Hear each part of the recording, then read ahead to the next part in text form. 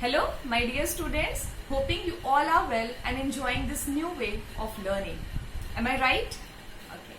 So, this video is in continuation with the previous video, and there also I told you that I would come with another video where I would cover the remaining part of that chapter.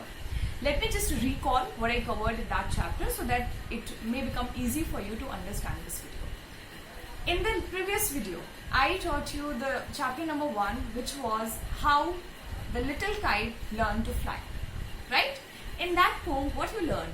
You learned that there was a little kite who wanted to fly high in the sky, but it didn't have that courage, and lack of courage and lack of willing to try something new or to try to go high. But there was a big kite who was constantly encouraging the small kite to fly high. And guess then what happened?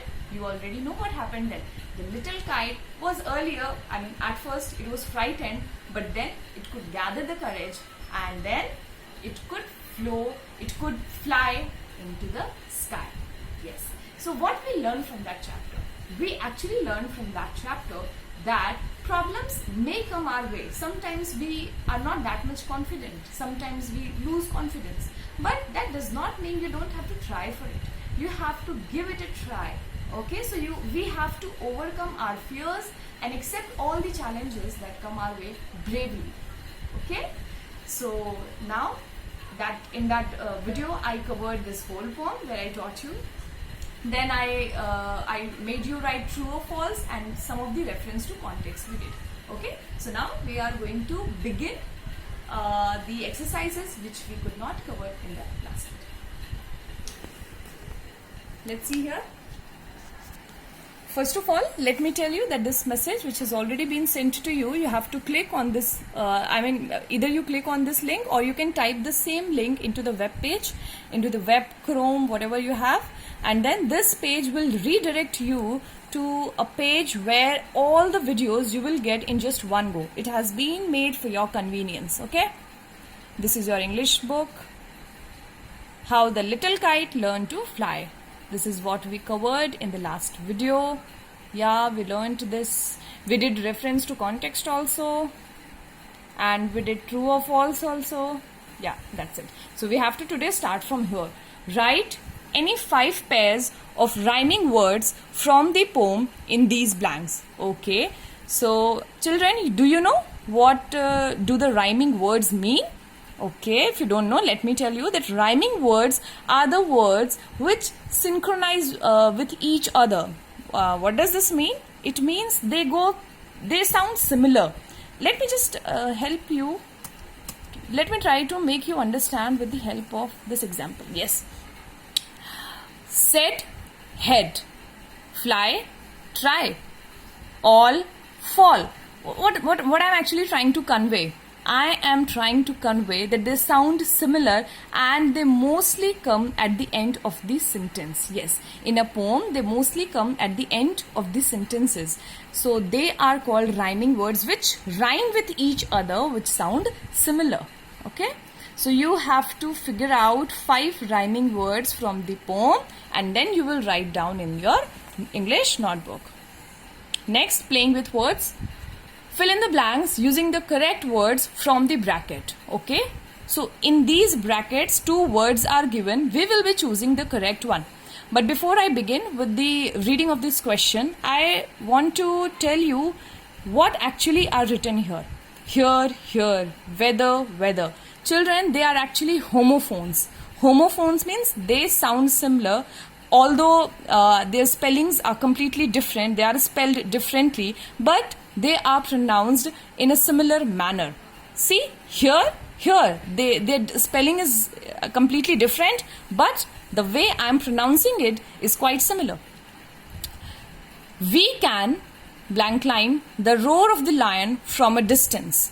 So we can hear the roar of the lion from a distance, that we know we have to write. But which one is the correct spelling? This here is actually a word which refers to a place. And if you're saying we can hear means you have to use a verb.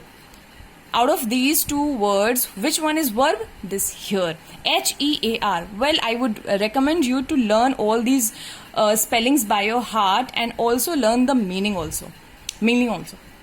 Here, here. So we can hear the roar of the lion from a distance. The second option would come here. Second, let's go for a drive. It's amazing weather. Which weather would come here? Go for a drive. It's amazing weather or weather. Let me tell you the meaning of both these words. This weather is basically a climate condition, and this weather is used to show options. Okay, now if somebody is telling you, somebody is asking you to go for a drive, what it could be? It could be the climatic condition may be so good that the person wants to go out with you. So it's amazing weather. The first option will come here. Third, I am so blank line. I should find ways to keep busy. Bored? Bored. I am so bored. Now which board will come here? B-O-A-R-D. This board means a kind of table. Yeah, a kind of table also is known as board. And this board, yeah, this board means when you are fed up with something, you're feeling so bored. You say, I'm feeling so bored, I want to do something else, or, looking for a change. So I am so bored. So the person is very bored that he actually wants to see something else to do. So this second option would come here. Fourth, my blank line. Let me read the word maid. Okay, so my maid took a day off as she was unwell. Now here two maid are written. First maid is actually a servant which comes to your home to serve you, and this second maid, it is used as an adjective also, and it is a verb also. So maid means manufactured or produced. So who can take a day off? This maid or this? A noun would definitely come over here, right? So this maid would come here. My maid took a day off as she was unwell. This manufacturing word has no use here, right? So this first word would suit here. Fifth, we had a blank line. Great. Okay. We had a great time at the picnic. Which great would come here? G-R-E-A-T or G-R-A-T-E? Let me tell you the meaning of both these words. This great means huge. So you had a very, beautiful time at the picnic or something that you can never forget. And this great means, this great also has two meanings. One, when it is used as noun, it means furnace where you cook something or, frill something or something. And second, great means grind when it is used as a verb. So here we had a great time means this first one. Yeah, it was amazing time at the picnic. So this first word would suit here. Sixth, I'll not be at peace. Okay, I'll not be at peace till I finish all my homework. Peace or peace? P-I-E-C-E. This piece means a section of something. When you cut something into various sections, the one particular section you call it piece. And this is P-A-C-E. Yeah, this piece means calm or quiet. So you'll not be feeling quiet or you'll not be calm until you finish your homework. So what would come here? This second piece. I'll not be at peace. This word would be written over here till I finish all my homework. So you have to copy down all these questions in the notebook that you have made. Next is write the correct words from the brackets to complete the comparisons in the blanks below. Okay, so let me just first inform you that they are called similes when you compare one thing or one property with the with that of another thing. Okay, first is as stubborn as a, here mule will come. As stubborn as a mule. Mule is a kind of animal who is very obstinate, very headstrong. Once it decides something, it doesn't, change its decision. And stubborn has the same meaning. Stubborn means a person who is very obstinate. A person once who decides something, then doesn't make any change in that decision. So as stubborn as a mule. Second simile, as blind as, this one I think is easy. Bat. Yes, you already know that bat cannot see. So as blind as bat means the person is extremely blind. He can't see anything. As fast as lightning. Yes, lightning would come here because the speed of light is faster than anything ever. As fast means extremely fast. As hard as a rock. As hard as a rock. Boulder is also a kind of rock, but this means a small pebbles or something, and stone has also the similar meanings. So rock means the very hardest part, the very hardest material or thing. So as hard as a rock means something which is extremely hard. As dry as a desert. Yeah, you already know that desert is very dry. So when you compare something which is dry, you compare it with desert. Like you have cleaned the floor, now it has become as dry as a desert. Sixth is as vain as a peacock. Vain means, children, one who is very proudy of something. So as vain as a peacock. The peacock is actually considered to be very proudy because of its special appearance or the beautiful appearance that it has. So as vain as a peacock. So I would like to give you an example. Like my friend has become as vain as a peacock ever since he topped the table. Okay. Next, match the words to the name of the pictures and complete the blanks. So here, one word is written in every question and some pictures are given. You have to identify these pictures and then you have to think which one would suit here, and then after combining these two words, which a meaningful word will again come. Let me just first tell you all the pictures. This is burger, you must be knowing. This is ball, book, flower, bee, board. Okay, now sun plus flower, it will become sunflower. Ham plus burger, it will become hamburger, a variety of burger. Story plus book, it will become storybook. Basket plus ball, it would become basketball. Black plus board, it will become blackboard. Honey plus bee, it would become honeybee. Easy, right? Next, write these nouns in the correct boxes. Let me see the boxes. Countable noun, uncountable noun. Let me first tell you what is countable and what is uncountable noun. Countable nouns, as the name itself suggests, a noun which can be counted is known as countable noun, and a noun which cannot be counted is known as uncountable noun. Very easy to understand, but let me tell you one more thing about it. An easier way to identify countable and uncountable noun. You can easily identify countable noun by counting anything. See, if you are able to count anything number wise, figure wise, like 1, 2, 3, 4, and you're not adding any kind of measurement unit. Do you know what I'm saying? I mean, when you say 3 kg rice, okay, 3 kg rice. However, this whole sentence, this whole group of words has a figure called 3, but with this 3, there is a measurement unit kg. So this will not be a countable noun. In countable noun, the numbers come alone. Let me just take these examples. Pencil, it is countable noun. You say 1, 2, 3, 4 pencils. Okay. Tea, uncountable noun, because you cannot count tea like 1, 2, 3. No. Either you say, in fact, you say a cup of tea, 2 cups of tea, like this. So pencil, countable. Tea, uncountable. Honey, same way, the way tea can be categorized in uncountable noun, the same way honey will also be categorized in the category of uncountable noun. Paper. Children, paper is sometimes considered as countable noun and sometimes as uncountable noun. Why so?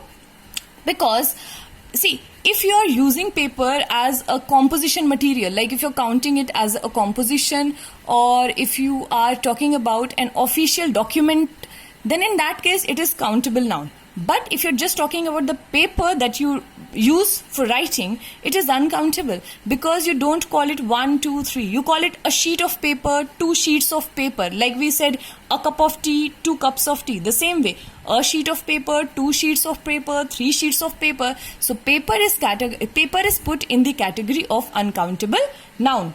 Pillow, obviously countable, you count. Salt, uncountable, we add a measurement unit like 3 kg, 4 kg of salt. Gold, uncountable noun, we say 10 gram, 20 grams. Spoon, countable.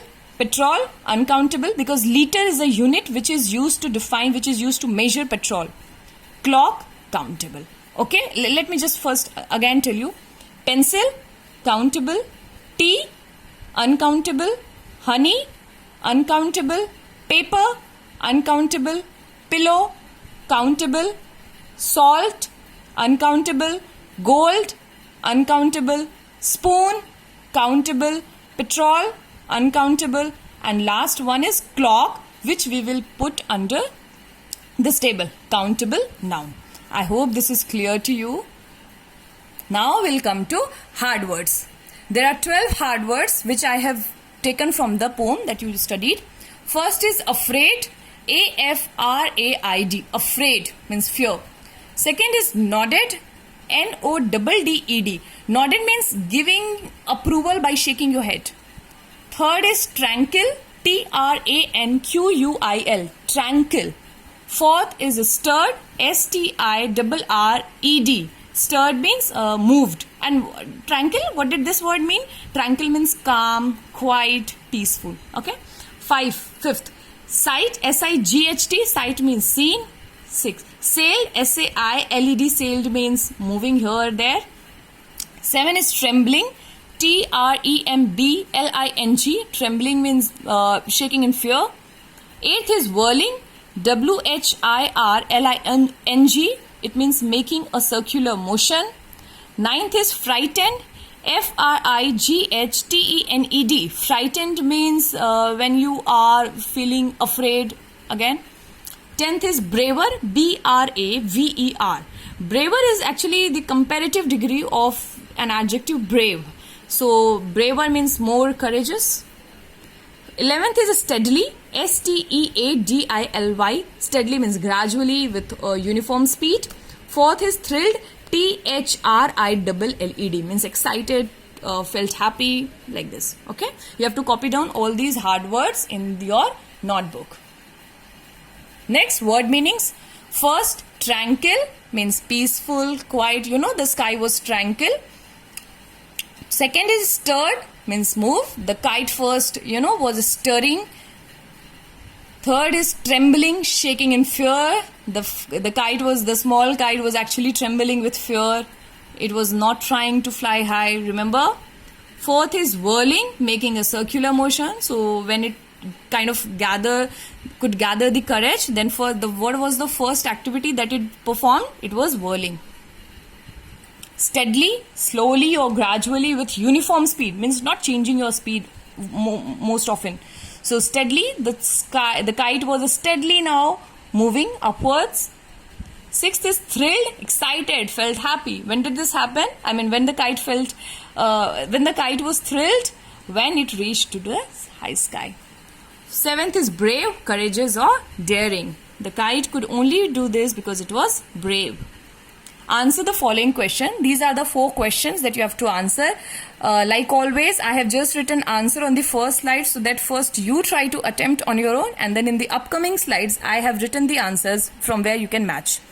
First is, what was the little kite afraid of? Second, who was encouraging the little kite to fly high? Third, what warning was the little kite given? Fourth, what did the big kite see from the sky? I'm sure you must have written down your answers by now. Answers are, the first question which I gave you was, what was the little kite afraid of? So the answer is, the little kite was afraid of flying because it feared that it would fall if it tried. Yeah, I believe that you remember that line, that the little kite was not actually getting ready to give it a try because it had fear that if I try then I would fall. Second, who was encouraging the little kite to fly high? It was actually the big kite who was encouraging the little kite to fly high. What warning was the little kite given? The little kite was warned that if he didn't try, he would not be able to learn ever. You remember that the big kite was telling that you come and try again, just try out, because if you don't try, then you'll not be able to learn ever how to fly high. Fourth, what did the big kite see from the sky? So the big kite saw the little kite moving upwards steadily. Okay. Yes, now